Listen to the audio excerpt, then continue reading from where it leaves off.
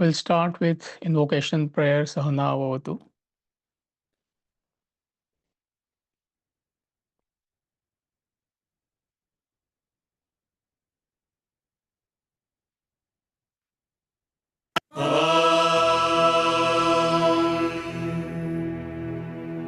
सहना भवतु सहनौ भुनक्तु सह वीर्यङ्करवावहै तेजस्विनावधीतमस्तु मा विद्विषावहै ॐ शान्ति शान्ति शान्तिः।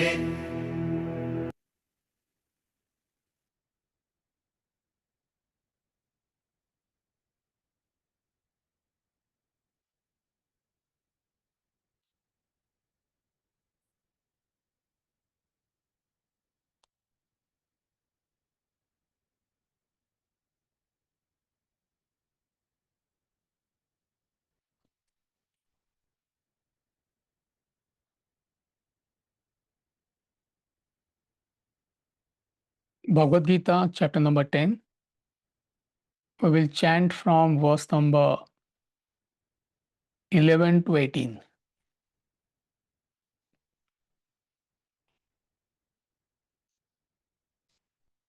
तेषामेवानुकम्पार्थम् अहमज्ञानजं तमः नाशयाम्यात्मभावस्थः ज्ञानदीपेन भास्वता। अर्जुन उवाच परं ब्रह्म परं धाम पवित्रं परमं भवान् पुरुषं शाश्वतं दिव्यम् आदिदेवमजं विभुम् आहुस्त्वां ऋषयः सर्वे देवर्षिर्नारदस्तथा असितो देवलो व्यासः स्वयं चैव ब्रवीषि मे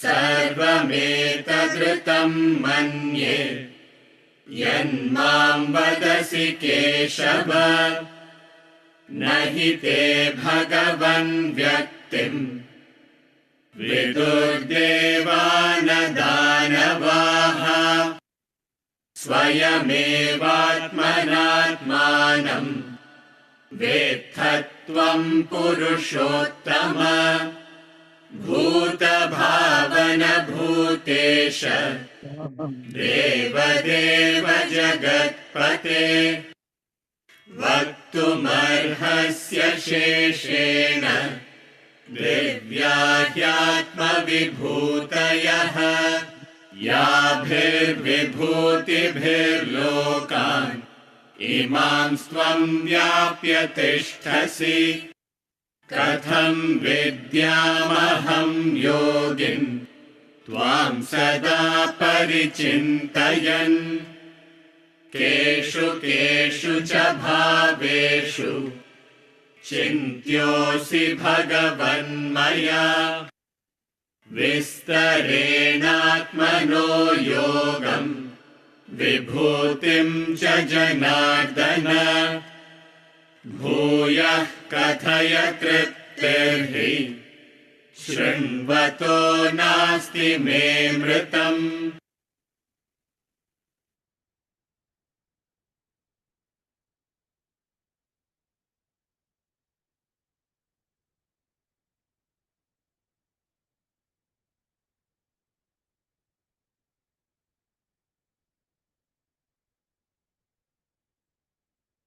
So, topic 2 of the 10th chapter starts from verse number 12. So, we completed the entire first topic from verse 1 to verse 11. And this topic, second topic, is nothing but Arjuna's long question. So, it stretches from verse number 12 to verse number 18 all the way. So we'll chant verse number 12 and 13 together.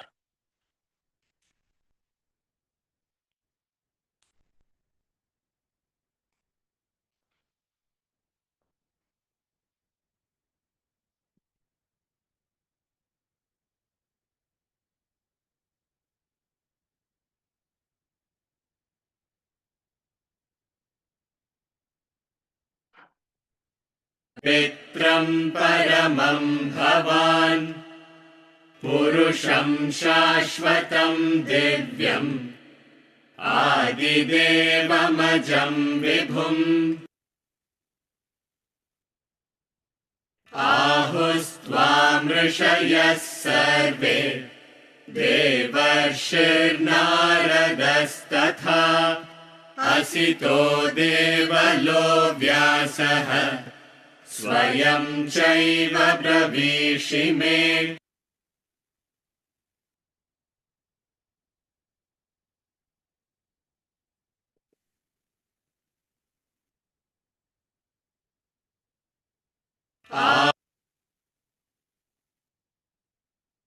Arjun उवाच परं ब्रह्म परं धाम पवित्रं परमं भवान् पुरुषं शाश्वतं दिव्यम् आदिदेवमजं विभुम्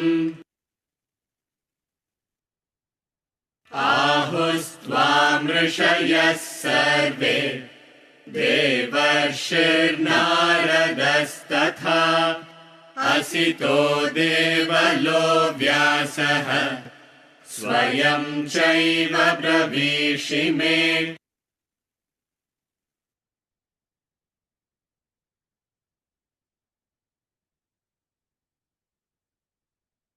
So the second topic is called how does Brahman pervade the world and how does one know it? Brahman means supreme reality.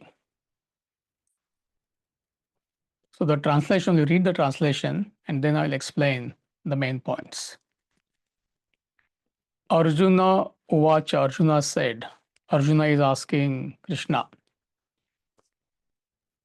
you are the supreme Brahman, the supreme abode, the supreme purifier, the eternal, divine Purusha, the primeval God, unborn, all-pervading. All the sages acclaim thee, also the divine sage Narada, Asita, Devala, Vyasa, and so do you yourself say to me. Now, you have to understand the psychology here, Arjuna's psychology, what's happening to him. So Arjuna represents nothing but a seeker, you and me. So he was pounded with knowledge so far. He has been pounded with the knowledge so far, right from the second chapter up to now. So he is amazed by the magnitude of Krishna's knowledge and his personality. Yes, he knew Krishna was a great personality, but he did not know the depth of what kind of a giant he is. They were playmates, they were friends, they were cousins, in fact. So therefore, he is wonderstruck by the knowledge, by the subject, by Krishna's personality. And it is nothing but Arjuna's emotional outburst in the next 7 verses. That is always happening. And I give you example from day-to-day life. See, sometimes people who are relatively emotional, and when they are exposed to this knowledge, they go on reacting, wow, wow, what knowledge, what subject, what a concept, what a concept. So I'm sure you must have come across such people. I often encounter such people. So you understand they are very sweet, genuine people. So you just wait for them to calm down. And if they are interested in the subject, if they want to pursue the subject, they will ask you. But in good many cases that they just want to give some vein to their emotions. So that's what is happening. And 7 verses, Krishna is not going to say a word. Same thing he did in chapter 1, the entire first chapter. And in fact, the first 10 verses of the second chapter, it is nothing but Arjuna's emotional outburst. And Krishna does not utter a word, just silent.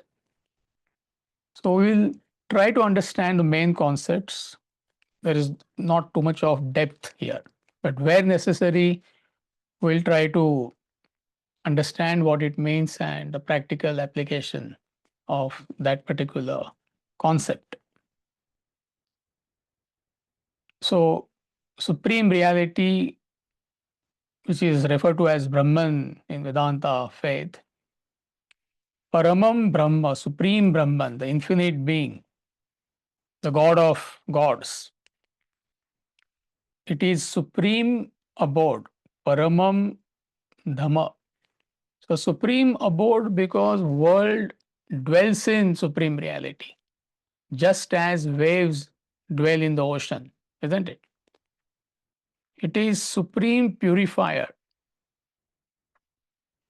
The knowledge of this subject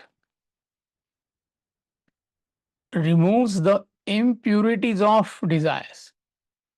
Slowly but surely, that's the practical application of it. It is antidote to all our mental agitations. People say they are disturbed, they are stressed, worry, anxiety, all kind of mental health issues. So what's the ultimate solution? What's the antidote?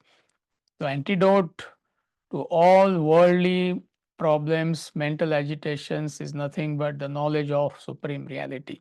So that's the subject we are studying.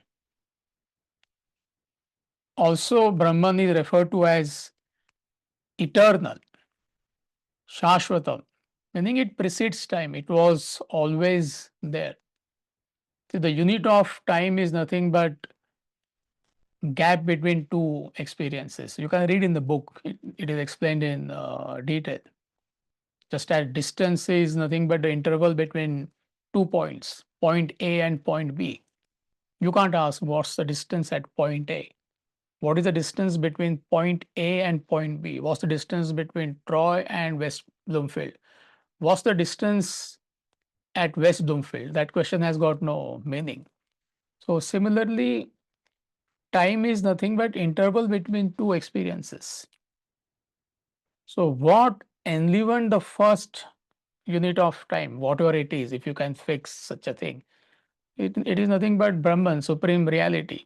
So therefore, Brahman, supreme reality precedes time. Therefore, it is called as eternal.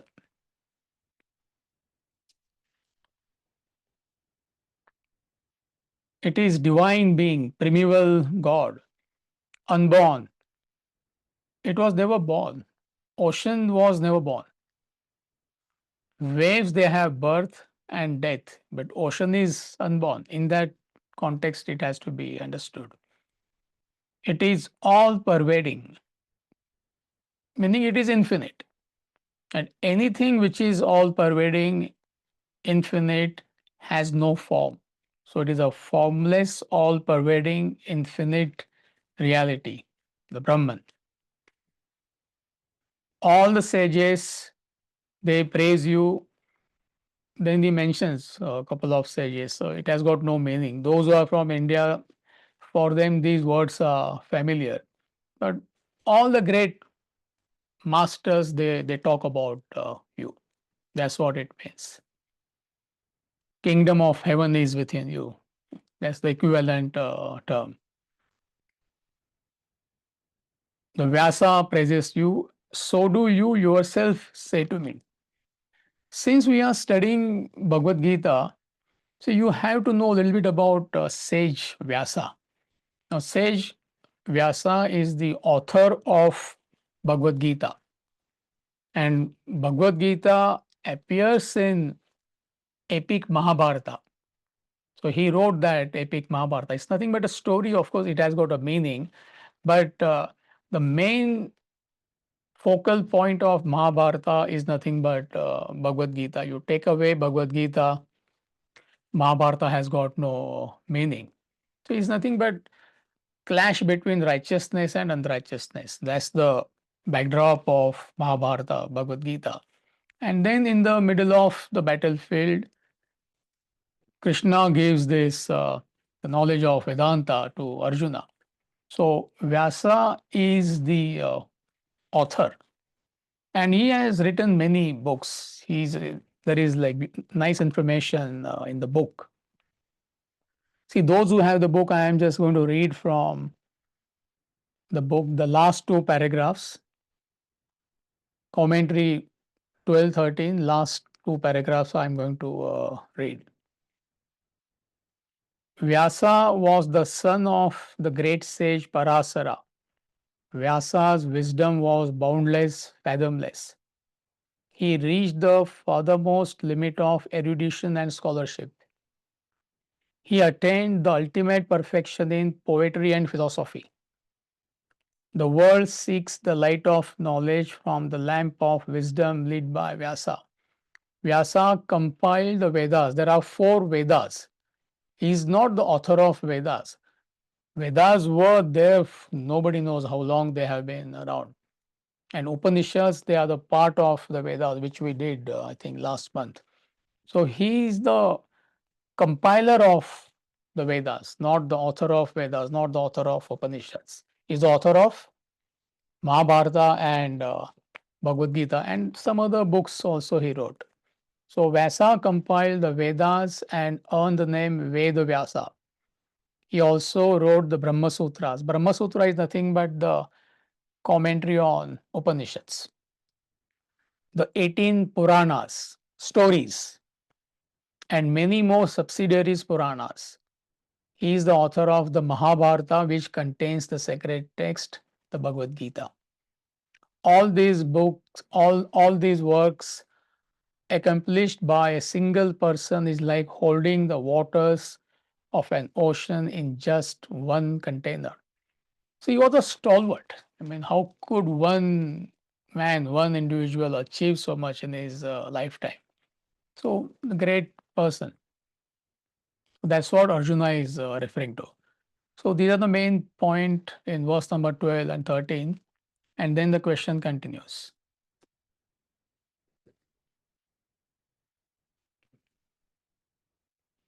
सर्वमेतदृतं मन्ये यन्मां वदसि केशव न हि ते भगवन् व्यक्तिम् विदुर्देवान दानवाः सर्वमेतदृतं मन्ये यन्मां वदसि केशव न हि ते भगवन् व्यक्तिम् विदुर्देवान दानवाः. Translation. I regard all this that you say to me as true, O Keshava, O Krishna. Verily, O blessed Lord, Bhagavan, neither the gods nor the demons know your manifestation.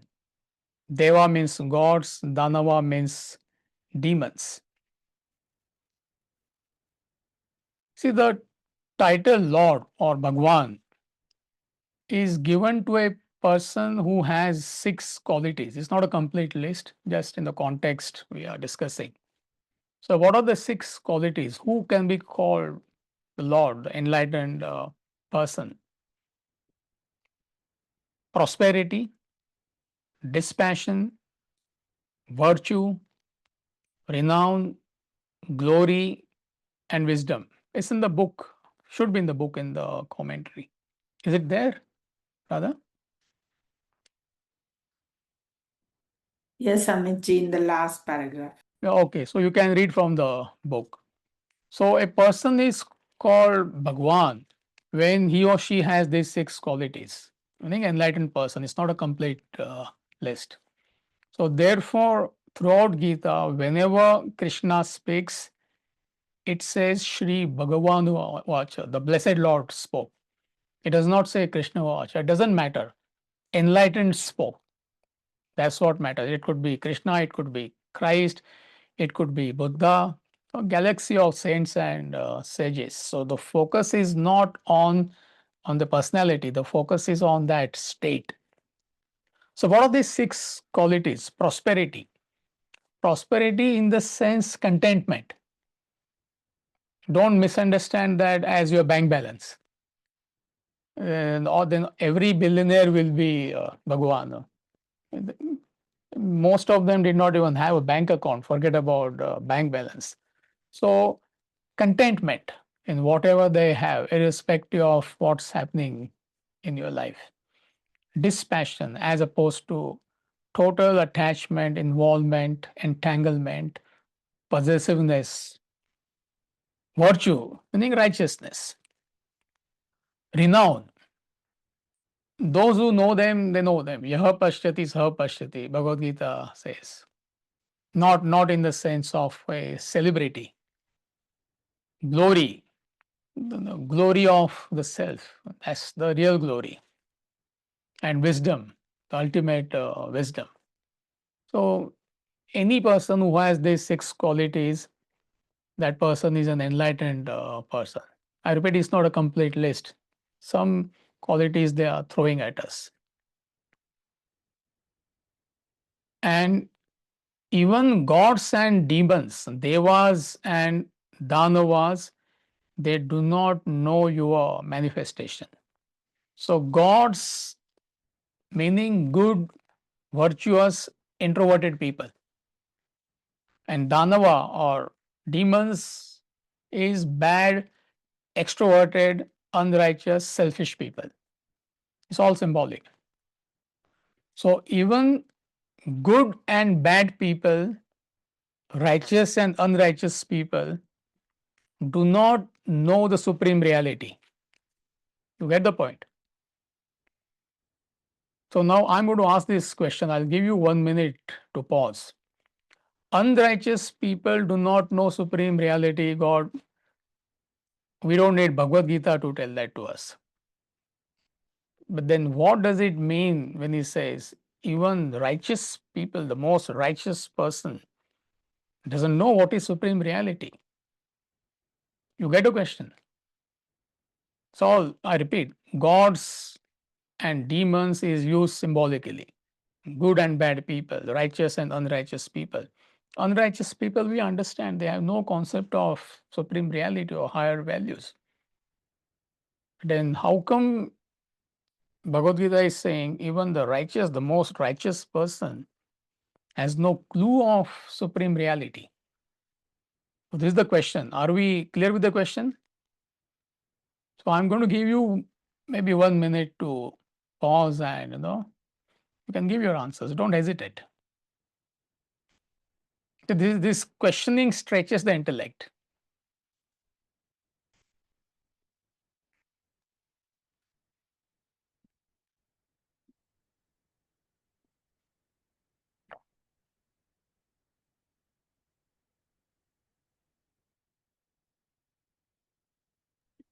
It's a knowledge that's too high for us in our human understanding to grasp.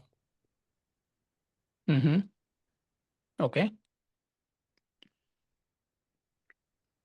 We don't know who we are. We don't know our original nature. We're blind to this Mm-hmm. knowledge, ignorant. Amit, even the person who is working as a righteous person in this world still has desires and is bound to it and is working through it. He is not completely free of those desires. All these are correct answers. What else? People can good people usually think that I'm living honestly, I'm doing good work, I don't lie, that, but they don't know how all these things started at a higher level as a Brahman or what is a supreme reality. Yeah, daily life they are good people. They behave good, talk good, but that's it. That end of that. They don't know higher things, how it came and what is right. Whether Neha? whether righteous or Yeah, Neha raised a unrighteous. hand first. Neha, I will Okay. come back to you. Yes, These Okay. people are also living in conditioned consciousness. excellent. Who else? The when the righteous, whether it's righteous or unrighteous, none of them, none of us know God. None of us have done our homework. And the studied the knowledge, reflected on it. So therefore, um, we're still as ignorant as the unrighteous. Yeah. So all of you have given answers in your own way, but Neha, I'll give her 100% marks, at least for this question, definitely. See, all of us are caught up in condition states. We have been saying it repeatedly. So, what are these three condition states in which we are caught up? Waking, dream, deep sleep. So, these are not our original states, and that conditioning has been brought about by our desires. So, therefore, a conditioned person, he may be a good, righteous person, or he may be the unrighteous person, but both are caught up in three states of conditioning. And the God or supreme reality is a fourth plane of consciousness, a state of enlightenment. It's called Turiya. So, therefore, whether a person is good, whether a person is bad, he or she doesn't know what is that unconditioned state, because we all are caught up in conditioned states. So, in that sense, it has to be understood. So, gods represent righteous people, demons they represent unrighteous people. So, righteous and unrighteous people both are very much caught up in three states of conditioned states, and they have no clue of what the ultimate reality is, unconditioned state is. And that is the reason you find, this is our experience also, that vast majority of the people, they cannot relate to this knowledge, isn't it? So you try to talk to somebody, you may be inspired by this knowledge, so you try to talk to your spouse, you may try to talk to your friends, relatives, or perhaps colleagues. So they may appreciate perhaps what you are doing, they may praise you, great, great, keep it up, but they cannot relate to this knowledge, because they are totally conditioned, they are totally caught up with their desires, whatever the desires are, desires for wealth, family, name, fame, reputation, power, acquisition, enjoyment. They are completely under the influence of these desires. So, therefore, it is very difficult to communicate with such people, and that's the difficulty all these enlightened masters they had. I'm not getting into the details. I mean, in their lifetime, handful of people could understand what they were saying. Christ had just 10 disciples. And now, though half the world may follow, but during his lifetime, I mean, in fact, he was misunderstood. Buddha, he had like a handful of disciples. So, galaxy of saints and sages, known and unknown. Their difficulty is how to communicate this knowledge to us, because we are completely under the influence of our desires. It's like there is no way you can talk to a person who is drunk. I mean, you can try, but it will not make any difference. Can you give a lecture to a child, 6-year-old child, 7-year-old child, on maturity? Be matured. Don't you understand the true purpose of life? One day you have to get admission in a good school, and you have to stand on your feet, and I mean, he will not understand. Can I buy my toys if I stand on my 2 feet? Will be his question. So it's not possible to interact to communicate with a person who is completely conditioned person. And the state which they are talking about, these enlightened masters, the Turiya, the state of enlightenment, it is your birthright. Meaning you belong to that state, you are that state. But we all have wandered away from that state. We all have slipped into conditioned states, waking, dream, deep sleep, because of our desires. So to decondition ourselves is our mission in life. Why it is our mission in life? To decondition ourselves. Somebody may say, no, that's not my mission. No, it is your mission. It is whether you understand it or not, whether you accept it or not. To decondition yourself is your only mission in life because you belong to the unconditioned state. So my question is again, why are we saying that? That your mission is to decondition yourself. To get back to our original nature. Yep, correct. But everybody may not agree with Tim. So whether we agree, whether we do not agree, whether we understand, whether we don't understand, to decondition ourselves is our mission in life. So my question is why? Get rid of our desires. Hmm? Get rid of our desires. Why?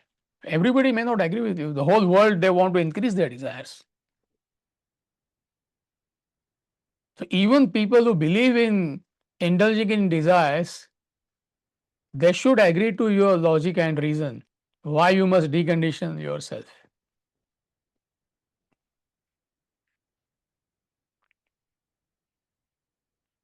And the desires are the barriers in our spiritual progress. Who says so? People who are knowledgeable. We are talking Yeah. about whether you understand it or not, whether you accept it or not. You have to decondition yourself to reach the original state. The question is why? Why you have to decondition yourself?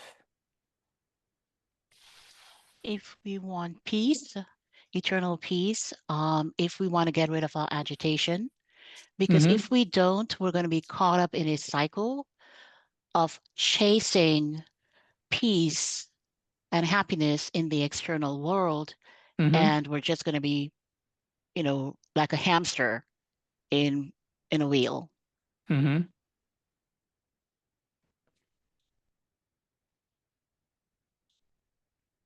Why? Why we are saying that you have to decondition yourself to reach your original state? So that you will not be reborn? Who cares? There's an assumption that there is a birth. We don't know. At this stage, I am saying this is the answer you get. Who cares? Let me enjoy my life right now.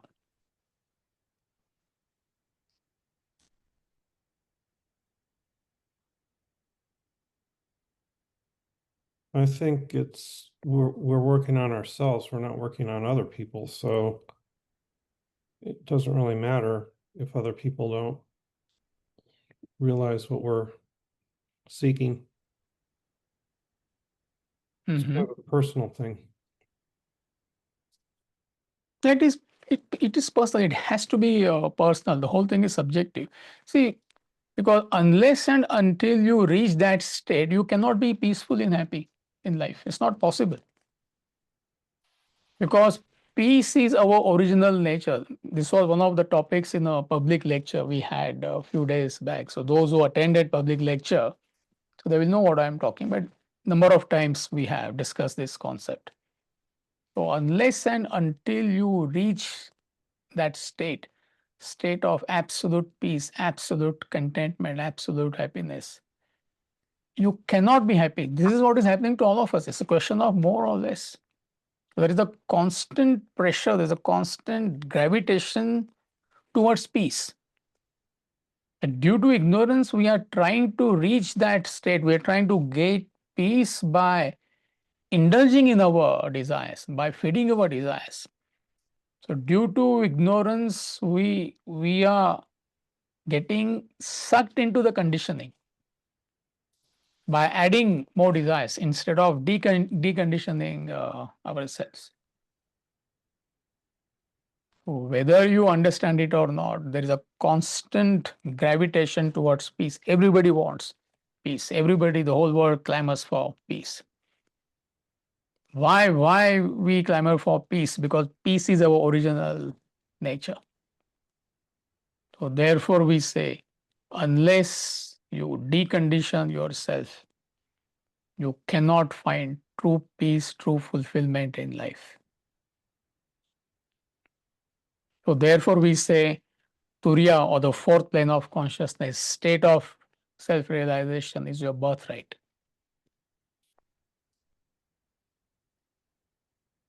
So are we okay? Verse number 15, please.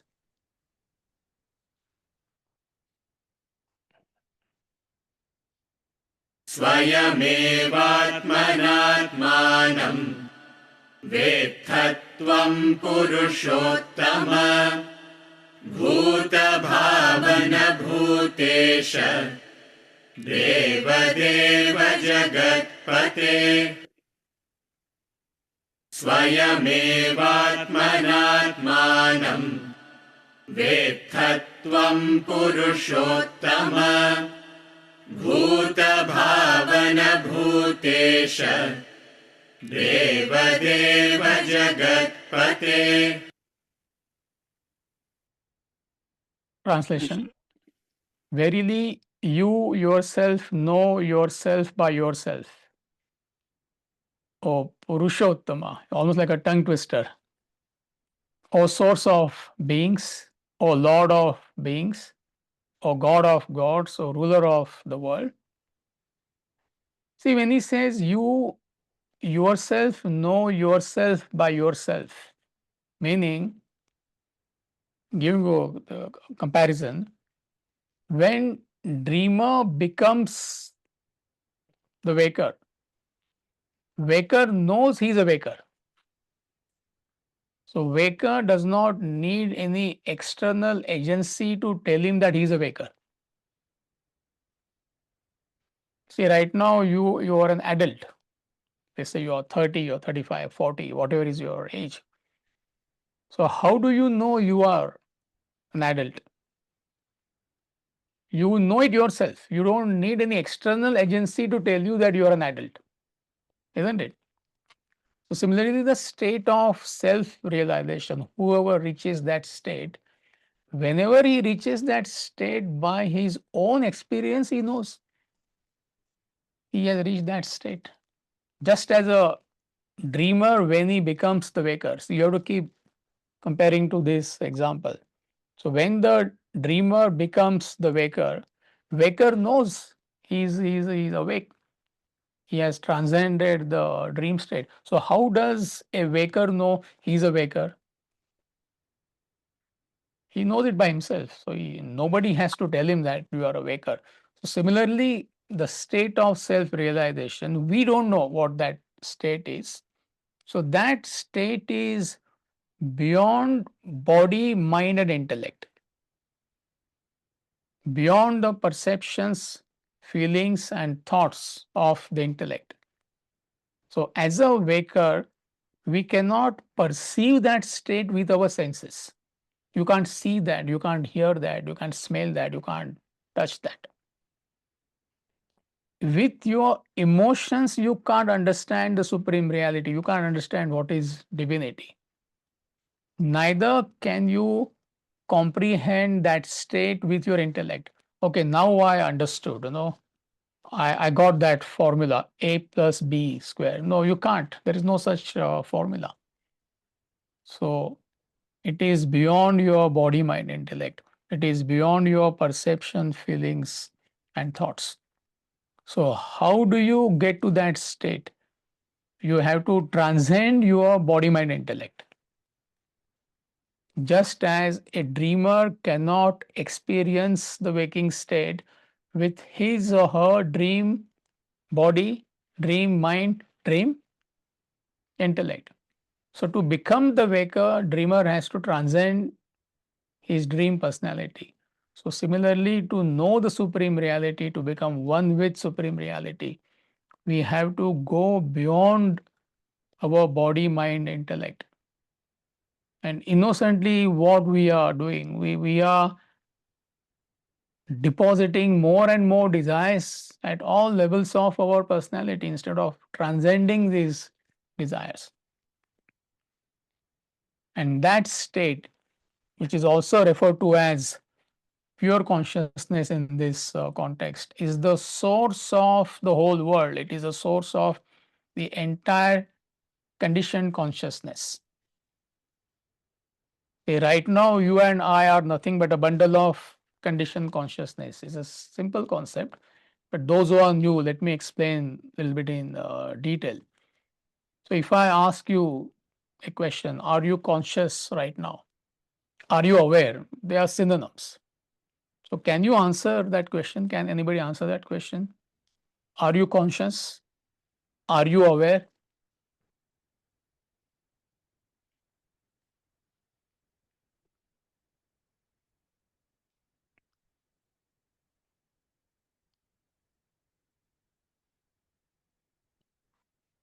So we need to know aware of what or conscious of what. You can't answer that question. So, you have to ask the question, conscious of what? Conscious of sound? Yes. Conscious of taste, conscious of touch, conscious of my emotions and feelings. I'm conscious of my thoughts. So you have to qualify that. So we don't know what is pure consciousness. That consciousness principle per se, we don't know. So therefore, we say all our awareness, all our consciousness is nothing but conditioned consciousness. It is with reference to an object. It is objectful consciousness. So the pure consciousness is consciousness per se.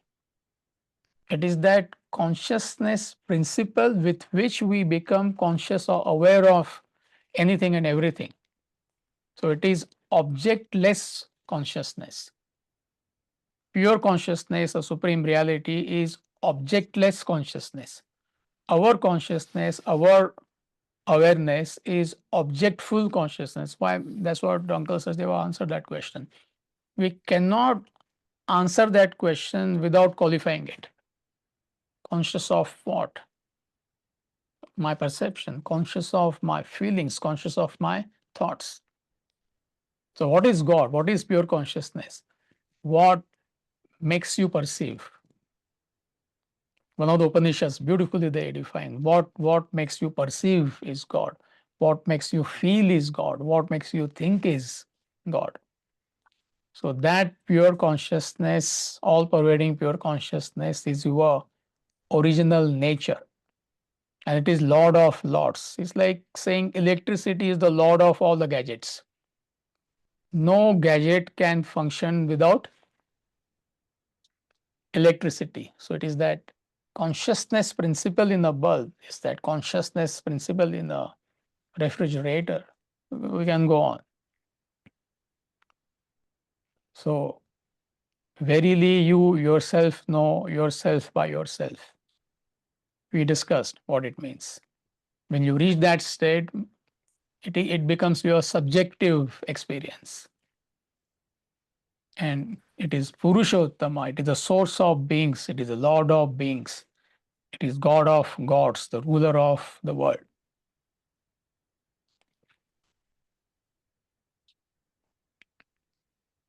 Verse number 16, please.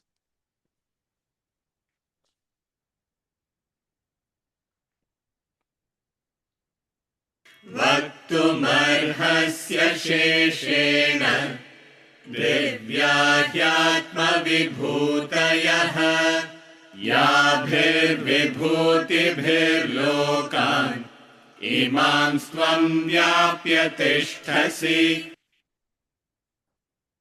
वक्तुमर्हस्य शेषेण Divya ह्यात्मविभूतयः याभिर्विभूतिभिर्लोकान् इमां स्वं व्याप्य तिष्ठसि. Translation: You should indeed speak without reserve of your divine glories, by which glories pervading these worlds you exist. See, Arjuna is asking very supreme reality in the world. This is what he wants to know. Where are you? Where is God in the world? In layman's language. So it's like dreamer is asking, where is mind in the dream world? Are you getting the comparison? Arjuna wants to know, where is God? A lot of people ask this question, where is God? Where is supreme reality? A dreamer is asking a similar question, can ask similar question. Where is mind in the dream? So where is mind in a dream? Dreamer is experiencing a dream world. It's a pluralistic phenomena, right? So where is mind in that dream experience?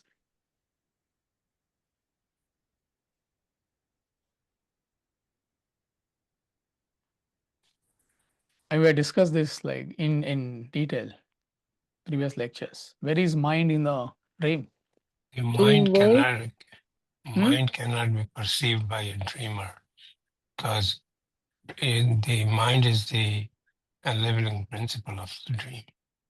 Correct. But in this context, we are discussing a different concept. Where is, you're not wrong, but in this, I'm coming from a different angle. Dream world. Everything is nothing but what? Because mind. Projection of the mind. Everything is nothing but a mind. Why not use that word? It's so simple. Everything in the dream world is nothing but mind. So similarly, where is supreme reality in this pluralistic phenomena? Where is it? Everywhere. Where it is not, it's everywhere. Where is gold in the ornaments? Where is ocean in the waves? You can't ask that question. Everything is gold, everything is waves, everything is nothing but a mind. So the whole world which we are experiencing is nothing but supreme reality. And that's what he is trying to do. Can you please tell me where are you? So Krishna, difficulty, what can I tell you? And poor fellow is going to tell him for 20 verses, I'm in this, I'm in that. And then he tells him, this is only a brief explanation. I can go on for the rest of my life and your life. The list will not end.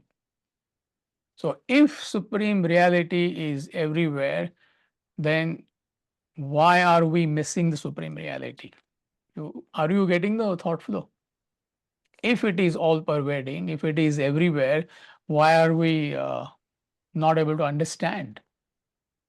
The supreme reality is all pervading, it is everywhere. Because it is lavished. I mean, it is everywhere, it is lavished everywhere. And when anything is plenty, supply is unlimited, we miss it. We don't have the value of it. What value do you have for oxygen? But when it is denied, you will know the value of oxygen. What value you have for knees and ankles? Somebody may say, what a question.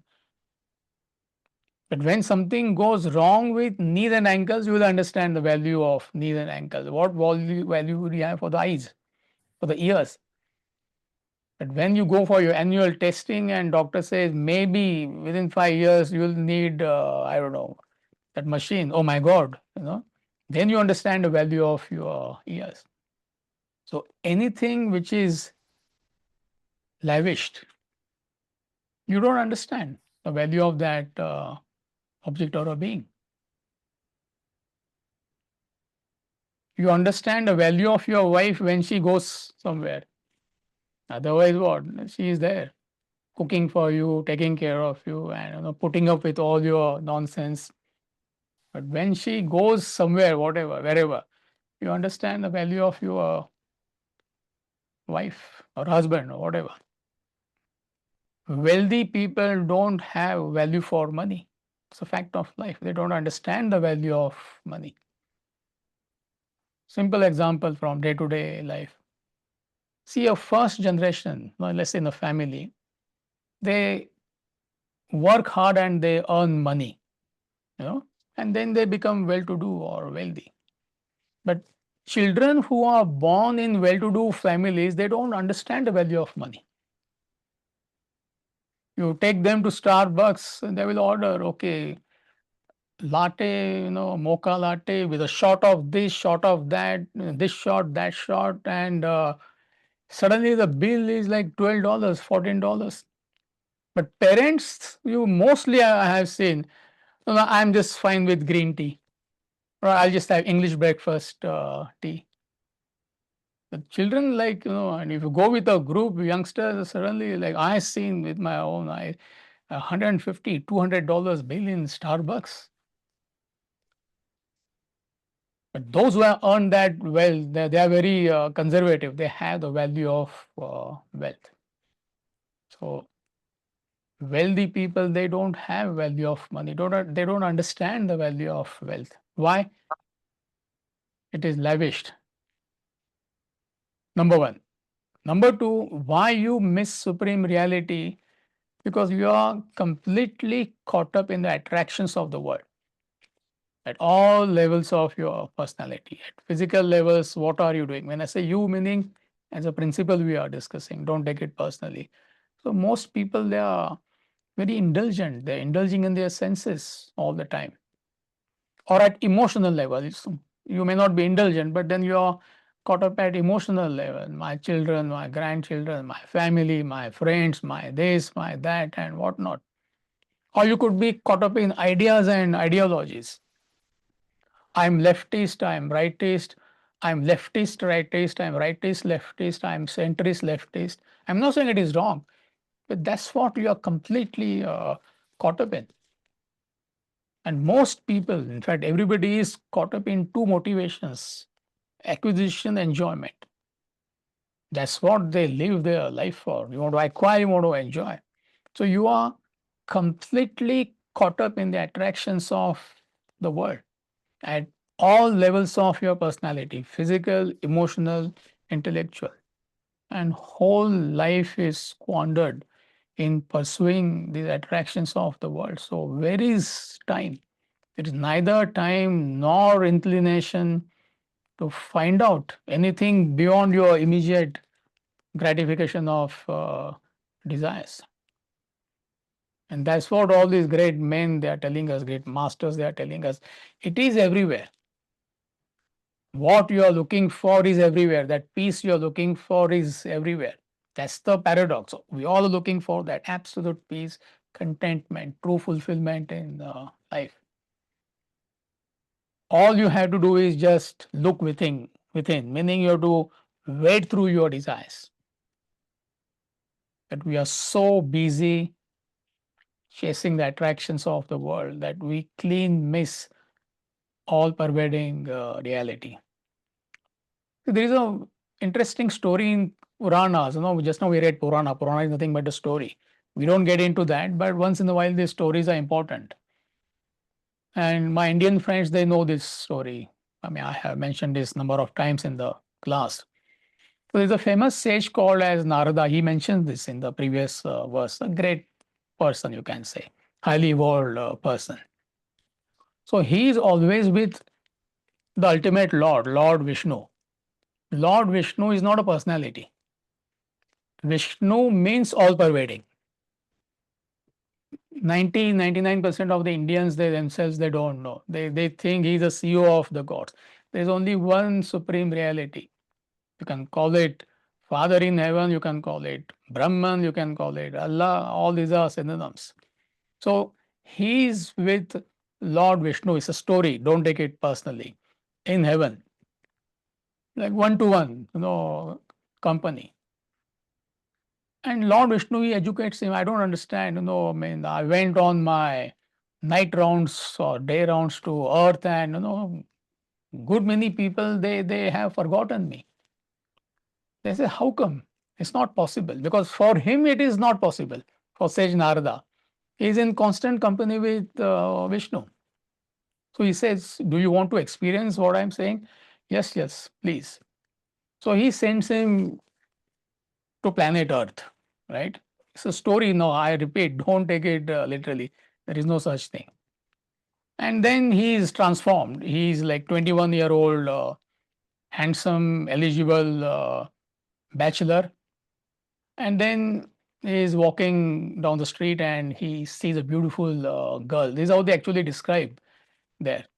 Combing her hair, finished. I mean, it's all he falls in love with that girl, and to cut the long story short, he gets married, and they have a nice house, and 3 or 4 children are born, and the last child is about to be married. The oldest, the youngest girl.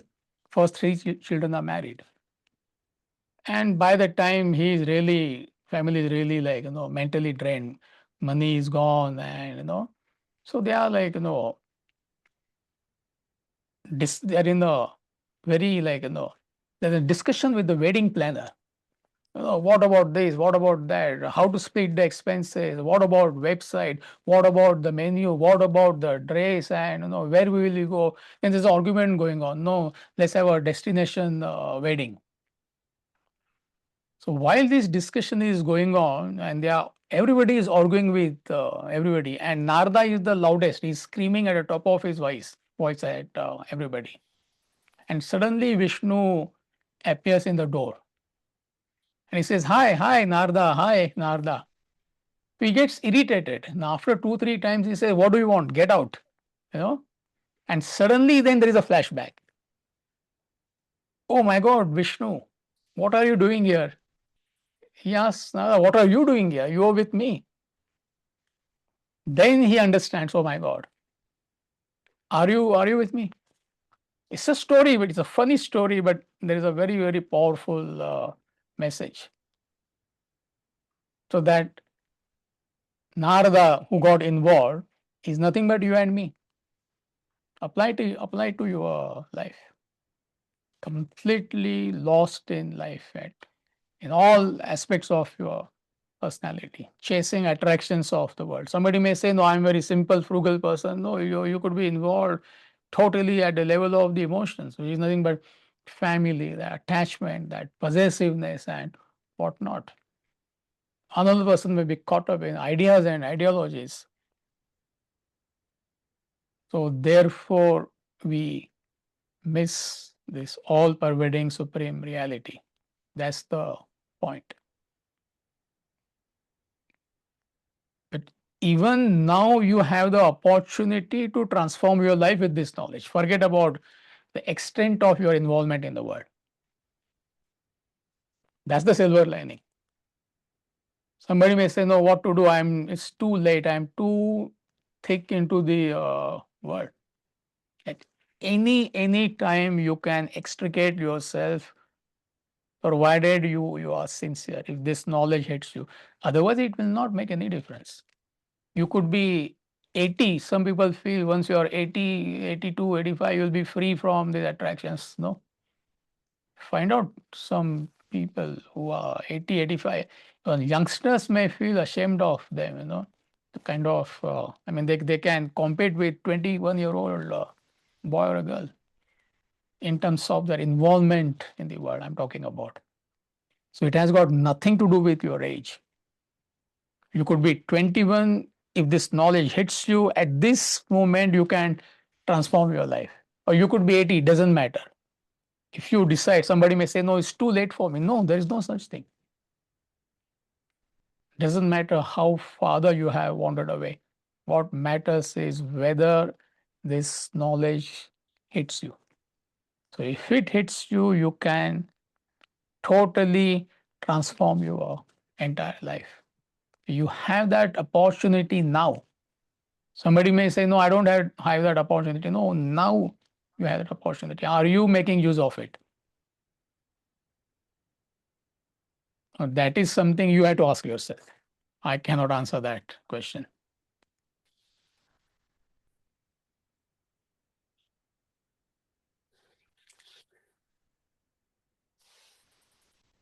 So that is what, verse number 16.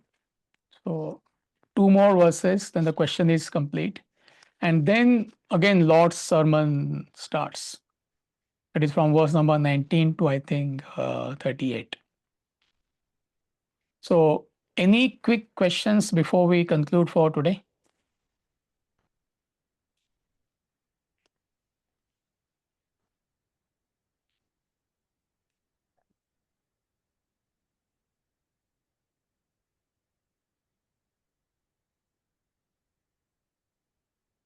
All right, so if no questions, let's conclude. And I'll see you next week. Thank you. Thank you. Thanks, Yeah, have a Amitji. wonderful weekend. Thank You- you. Thank you. Thank you, Amit. Thank you, Hari Om. Amitji. Hari Thank Om. you. Hari Om. Thank you, Thank Amitji. you.